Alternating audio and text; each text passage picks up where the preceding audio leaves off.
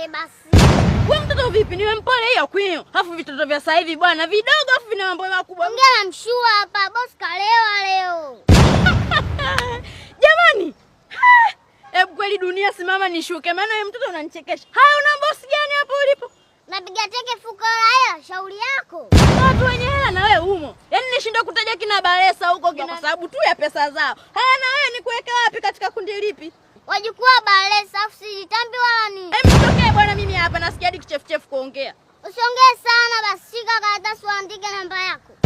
Wewe mtoto si hela hiyo. Kwanza umeitoa wapi? Acha uoga mtoto mzuri, vitu vidogo tu kwangu hivi. Jamani wewe mtoto, ili niamini kama kweli kwako vitu vidogo. Nipe kwanza hiyo hela. Wangu yani nilikuwa na shida leo mpaka nilikuwa nahisi kuchanganyikiwa. Yaani uchanganyikiwa kisa 1000, come on.